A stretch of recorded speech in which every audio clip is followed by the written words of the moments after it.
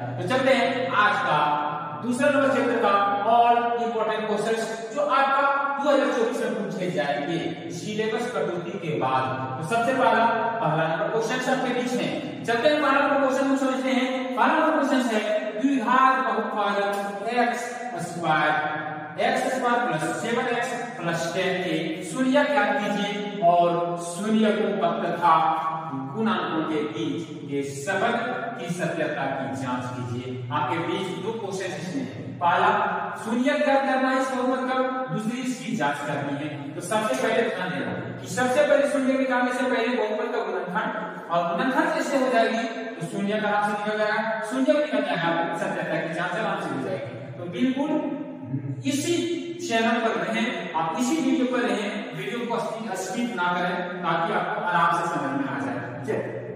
चलते हैं सॉल्यूशन में। सॉल्व लिखेंगे और बहुपद जो है बहुपद को लिखेंगे x square plus 7x plus 10 ये बहुपद है। आगे है बहुपद में यानी द्विघात बहुपद का जो फॉर्मेट होता है वो होता है ये x square plus bx plus c के रूप में, ये x square plus bx plus c के रूप में। आगे है जब भी बहुपद का गुणनखंड करनी हो तो ये और c को गुना करेंगे, ये और c को क्या करेंगे गुना करेंगे। ये और c को, ये के जगह में 1 है और c के जगह में 10 है और ये के जगह में x स्क्वायर है, यानी कि हम कर सकते हैं 1x स्क्वायर गुने 10 इसका 10x स्क्वायर। ये रूल फर्स्ट रूल आ रहा है कि ये और c को गुना करके लाएंगे और गुना करने के बाद b को इस प्रकार से तोड़ेंगे, b को इस प्रकार से तोड़ेंगे यानी 7 को इस प्रकार से तोड़ेंगे जो गुना करने के बाद 10x स्क्वायर आना चाहिए और जोड़ने या घटाने के बाद 7x आना चाहिए। बहुत ही सिंपल, यदि आपको पता नहीं है तो यही 10 को हम फैक्टर कर देंगे। 10 का क्या करेंगे फैक्टर करेंगे तो 2 से लगाएंगे 2 बचे 10 यानी कि आपके बीच में आया 2 प्लस 5। कहने का मतलब है कि जब भी हमें 2x प्लस 5x को जोड़े तो 7x बिल्कुल आ जाएगा जो मेरे पास मौजूद है। और दूसरी बात है कि 2x और गुना करेंगे 5x को तो 5 गुनी 10x स्क्वायर आ जाएगा जो मेरे पास गुना करने के बाद आया था। बिल्कुल आसान रूप में। अब हम ये क्या कर सकते हैं 2x प्लस 5x किसके बदले लिख सकते हैं 7x के बदले, यानी x square plus 2x plus 5x, 2x plus 5x plus ये 10 है तो 10 का 10 रहने देंगे, यहाँ कोई परिवर्तन नहीं करेंगे। अब यहाँ 2 में से लेंगे, यहाँ भी 2 में से अलग अलग लेंगे, इसमें जो मिल रहा है दोनों में से उसे कॉमन लेंगे, इसमें जो मिल रहा है कॉमन लेंगे। तो यहाँ x है, यहाँ भी x है, x को कॉमन लेंगे, यहाँ बच गया x प्लस यहाँ से x बाहर हो गया बच गया 2 प्लस यहाँ भी 5 है, यहाँ भी 5 है तो 5 को बाहर करेंगे बच जाएगा x और 5 यहाँ से बाहर हुआ बचेगा 2। आप याद रखें ये चीजें और ये चीजें आपका यदि बराबर हुआ तो आपका गुणनखंड सही है, बराबर नहीं हुआ गुणनखंड गलत है। आप फिर से गुणनखंड को बनाएं तो याद रहे x प्लस 2 और x प्लस 2 बराबर आ गया। अब दोनों में से x प्लस 2 है तो हमने x प्लस 2 को कॉमन लेंगे और बनेगा मेरे पास यहाँ से बचेगा x और यहाँ से x प्लस 2 आ चुका है कॉमन तो बचा है प्लस 5। ये आया गुणनखंड। अभी शून्यक नहीं लिखी है, शून्यक का मतलब होती है कि इतना का बराबर 0 लेंगे। यदि हम इतना के बराबर 0 लिए तो आया x इधर प्लस है तो उधर जाएगा तो माइनस और एक बार इतना बराबर 0 लेंगे तो आएगा x इधर प्लस है उधर जाएगा माइनस। शून्यक मेरा निकल चुका है बहुत ही आसान रूपों से। शून्यक आपके बीच आ गया -2 और -5। आज है ये मेरा शून्यक है, शून्यक आपका इजी से निकल गया। अब आपके बीच में आया है शून्यकों तथा गुणांकों के बीच के संबंध की सत्यता की जांच कीजिए। तो ध्यान देना शून्यकों तथा गुणांकों की सत्यता की जब जांच करना है तो उसका फॉर्मूले होते हैं। फॉर्मूले क्या होते हैं यही शून्यक एक को हमने मान लेंगे अल्फा, एक को मान लेंगे अल्फा, अल्फा इक्वल टू -2 और दूसरे शून्य को मानेंगे बीटा, यानी बीटा इक्वल टू -5। ये अल्फा प्लस बीटा। अब आगे यहाँ हम लोग क्या करेंगे एक बार लेना होगा alpha plus beta equal to -b by ये -b बाय ये एक फॉर्मूला है alpha plus beta equal to -b by ये। -b क्या है x का गुणा, और ये क्या है एक्स स्क्वायर का गुणा। अल्फा क्या है पहले शून्यक, बीटा क्या है दूसरे शून्यक। अब क्या करेंगे हम लोग, अल्फा के जगह में -2 तो -2 लेंगे, बीटा के जगह में -5 लेंगे, इक्वल टू -b बाय ये। अब आपके पीछे आएगा यहाँ पे -2 plus into -5 equal to -b by ये। अब यहाँ ध्यान दें थोड़ी सी, -2 और -5 माइनस जोड़ती है, चिन्ह रहता है माइनस का, इस जगह हम लोग खाली जगह रखेंगे और यहाँ -b बाय ये छोड़ेंगे।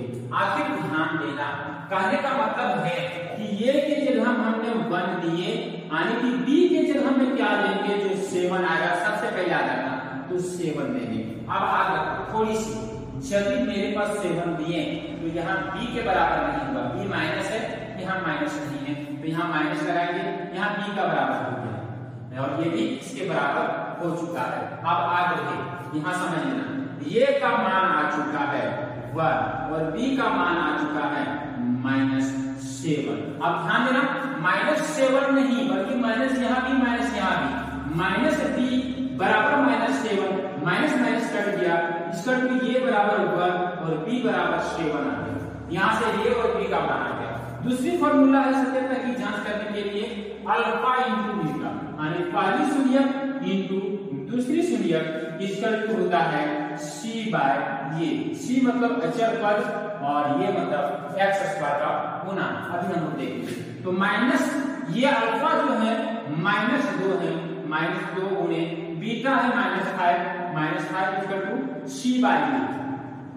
माइनस इंटू माइनस ये हो जाएगा प्लस और 5 दूनी 10 इक्वल टू खाली जगह छोड़ेंगे c बाय ये की जगह हम यहाँ 1 आ चुकी है इसलिए यहाँ 1 ही देंगे, लेकिन c के जगह हम क्या दें, जो 10 आएगा तो 10 देंगे, यानी 1 को भाग करेंगे 10 से 10 ही आएगा। यानी यहाँ मेरे पास ये इक्वल टू 1 और c इक्वल टू 10 आ चुका है, यानी ये 20 का मान आ गया, ये का मान 1, b का मान मेरे पास 7 और c का मान मेरे पास 10। और द्विघात बहुपद का फॉर्मेट मेरे पास आता है, द्विघात बहुपद जो होती है वो होती है मेरे पास द्विघात बहुपद होता है ये x square plus b x plus c. अब ध्यान देना ये का जगह में मेरे पास 1 आया, 1 एक्स स्क्वायर प्लस बी के जगह में 7 तो 7x प्लस सी के जगह में 10 तो 10, 1 को हम छिपाएंगे x square plus 7x plus 10, जो कि मेरे पास जो बहुपद था वही बहुपद का जांच हो गया। बहुपद है मेरे पास x square plus 7x plus 10, यहाँ पे बहुपद आ गया एक्स स्क्वायर प्लस 7x।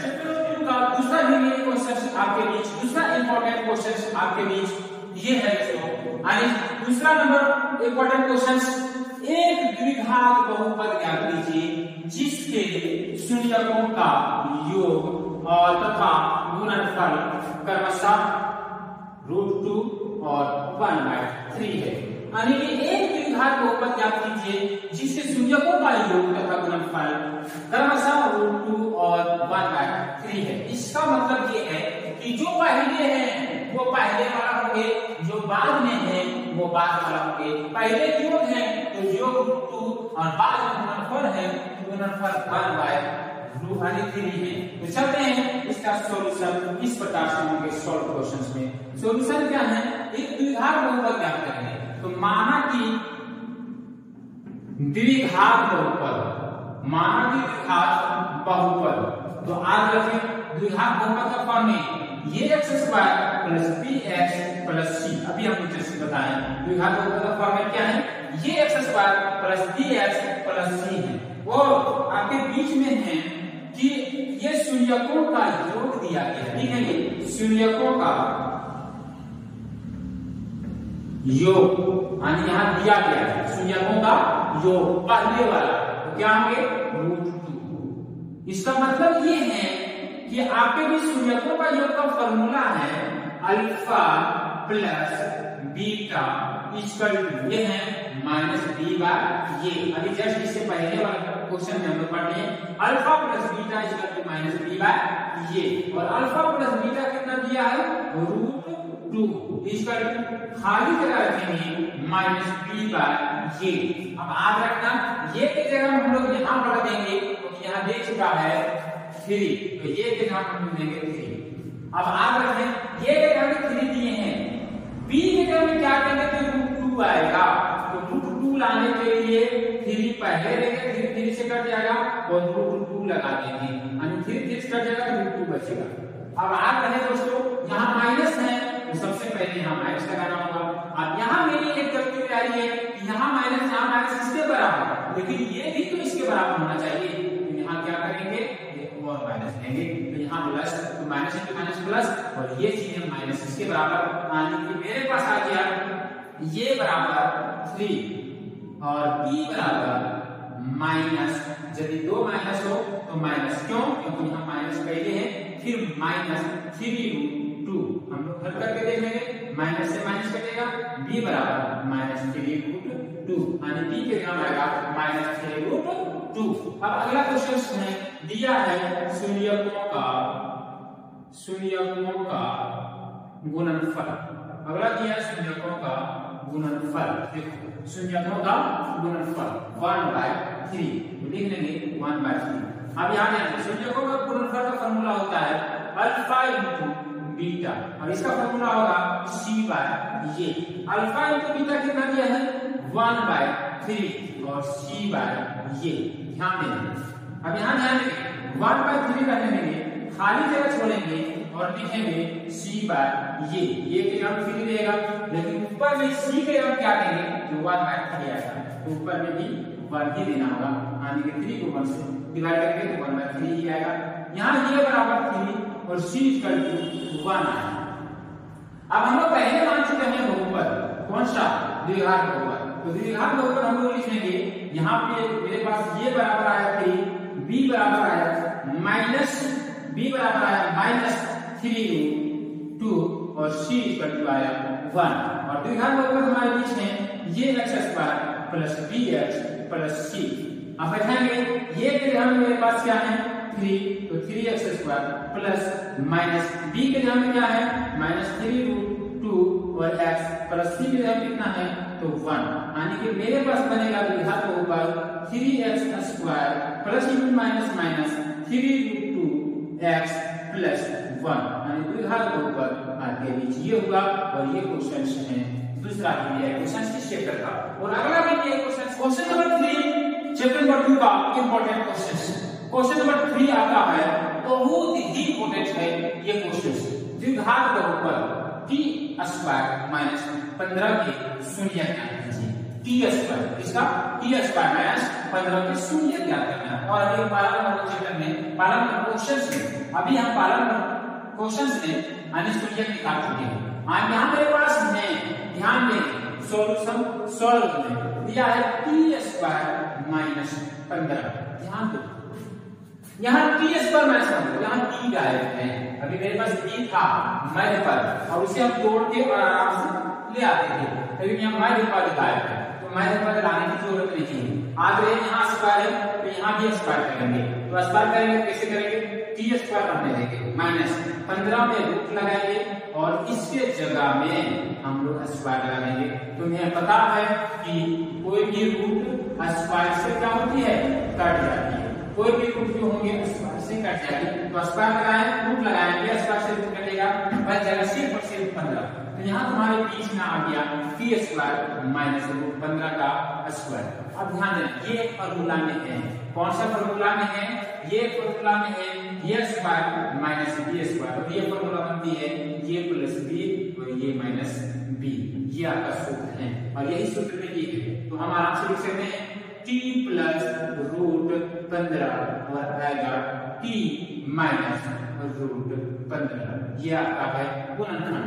यही गुणनखंड था, लेकिन शून्यक क्या करने बोला है, तो शून्यक के लिए हम क्या करते हैं t प्लस √15, एक बार इसके इक्वल टू 0, तो यहाँ आएगा t के प्लस से उधर जाएगा तो माइनस √15 आ जाएगी, और यहाँ है t और माइनस √15 इक्वल टू 0, एक बार इसके इक्वल टू 0 लेंगे तो t बराबर यहाँ माइनस है तो उधर होगा प्लस √15, माइनस शून्य मेरे पास आ जाएंगे, वो शून्य होंगे माइनस √15 और प्लस √15, ये दो शून्य क्या करना था। और आज का यही क्वेश्चन है, अगला भी यही क्वेश्चन के लिए इस यूट्यूब चैनल को सब्सक्राइब लाइक एंड कमेंट जरूर करें।